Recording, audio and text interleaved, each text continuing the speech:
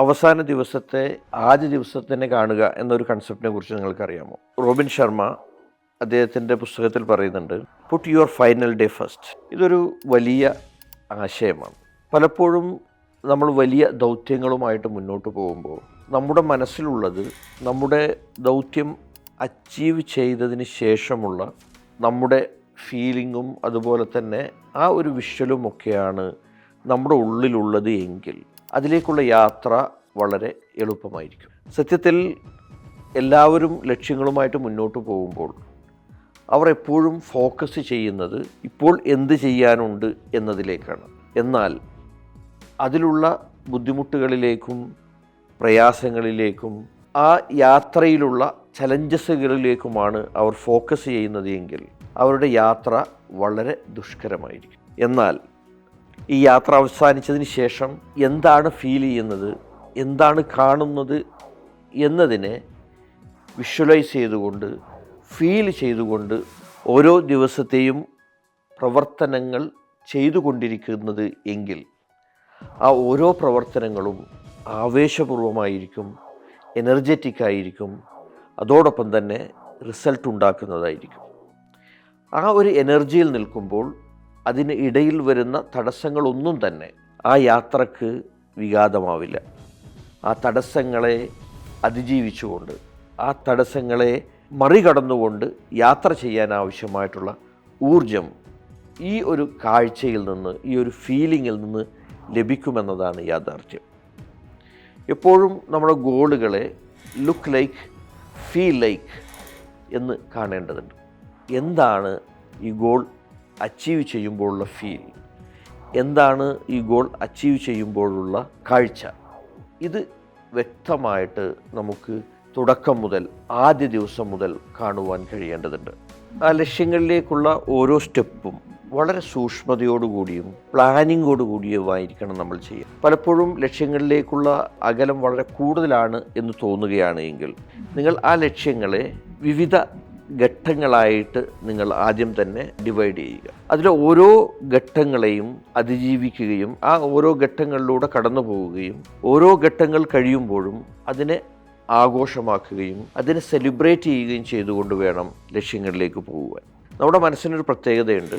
ചില കാര്യങ്ങൾ വലുതായി കാണുമ്പോൾ, നിരവധി കാര്യങ്ങൾ നിറഞ്ഞത് കാണുമ്പോൾ ഒരു കൺഫ്യൂഷൻ സ്റ്റേറ്റിലേക്കാണ് പോവുക.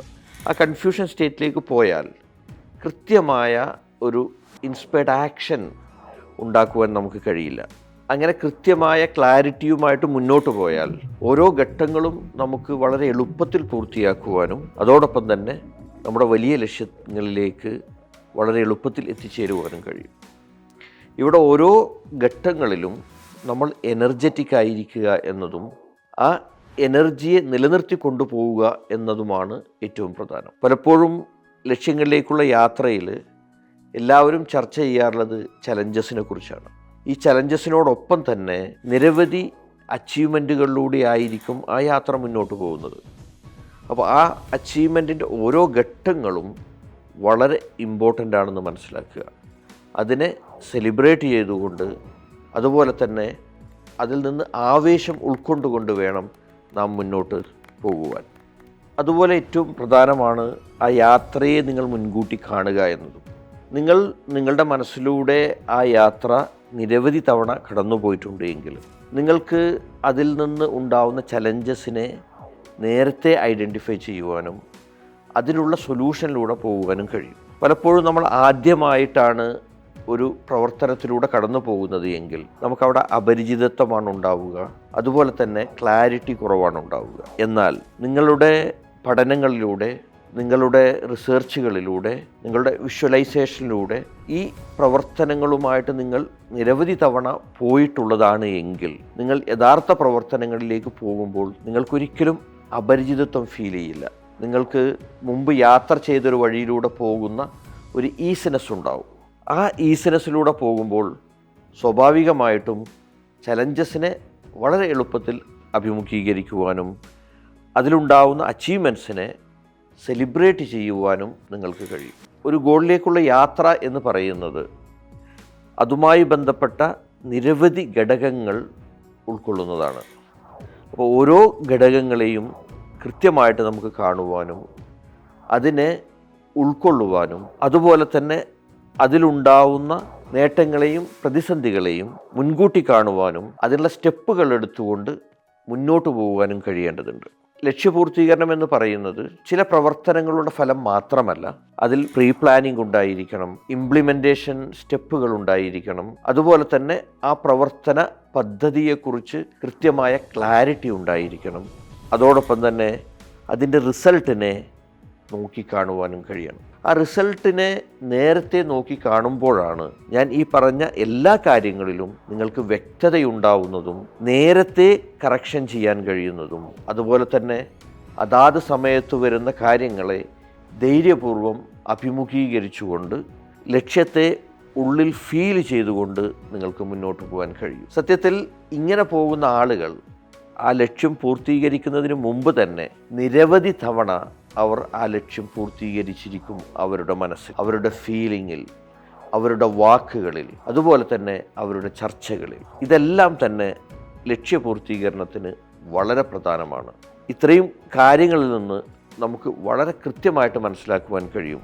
ലക്ഷ്യത്തെ മുൻകൂട്ടി കാണുക, അത് അച്ചീവ് ചെയ്തതിന് ശേഷമുള്ള കാഴ്ചയിലേക്കും ഫീലിങ്ങിലേക്കും പോവുക, അതിൽ നിന്നുള്ള ആവേശത്തോടു കൂടി ആ ലക്ഷ്യത്തിലേക്ക് എനർജറ്റിക്കായിട്ട് മുന്നേറുക. അതുപോലെ തന്നെയാണ് ലക്ഷ്യങ്ങളിലേക്ക് പോകുമ്പോൾ പല ആളുകളും തടസ്സങ്ങളോ പ്രതിസന്ധികളോ ഉണ്ടാകുമ്പോൾ ആ ലക്ഷ്യത്തിൽ നിന്ന് മാറിപ്പോകുന്നത് കാണാൻ കഴിയും. യഥാർത്ഥത്തിൽ ആ ലക്ഷ്യത്തിലേക്ക് ശ്രദ്ധ കേന്ദ്രീകരിച്ചുകൊണ്ട് അവർ മുന്നോട്ട് പോകുന്നതിന് പകരമായിട്ട് അവർ വരുന്ന പ്രതിസന്ധികളിൽ ശ്രദ്ധ കേന്ദ്രീകരിച്ച് അവർ വഴികൾ ഡൈവേർട്ട് ചെയ്ത് പോകുന്നതായിട്ട് കാണാൻ കഴിയും. അപ്പോൾ എന്താണ് സംഭവിക്കുക? പല ആളുകളും ലക്ഷ്യങ്ങൾ സെറ്റ് ചെയ്യുന്നു, കുറച്ച് കഴിയുമ്പോൾ ആ ലക്ഷ്യങ്ങൾ മറന്നുപോയി അതിൻ്റെ വഴിയിലുള്ള പ്രവർത്തനങ്ങളിലേക്ക് പോകുന്നു, പിന്നീട് അടുത്ത ലക്ഷ്യം സെറ്റ് ചെയ്യുന്നു. ഇങ്ങനെയാണ് പല ആളുകളും മുന്നോട്ട് പോകുന്നത്.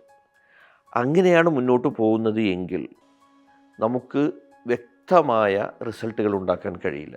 പല കാര്യങ്ങൾ ചെയ്തു ചെറിയ ചെറിയ അച്ചീവ്മെൻറ്റുകളിലൂടെ പോവുക എന്നല്ലാതെ വലിയ റിസൾട്ടുകൾ ഉണ്ടാക്കണമെങ്കിൽ ആ ലക്ഷ്യത്തിൽ ഉറച്ചു നിന്നുകൊണ്ട് അതിൽ വരുന്ന പ്രതിസന്ധികളെ അഭിമുഖീകരിച്ചുകൊണ്ട് അതിനെ അഭിമുഖീകരിക്കുവാനുള്ള വഴികൾ കണ്ടെത്തിക്കൊണ്ട് ചില മാറ്റങ്ങളൊക്കെ വരുത്തിക്കൊണ്ട് വീണ്ടും ആ ലക്ഷ്യത്തെ മുന്നിൽ കണ്ടുകൊണ്ട് മുന്നേറുക. അങ്ങനെ പോകുമ്പോൾ മാത്രമാണ് ആ ലക്ഷ്യത്തിലേക്ക് നമുക്ക് എത്തിച്ചേരുവാൻ കഴിയുക.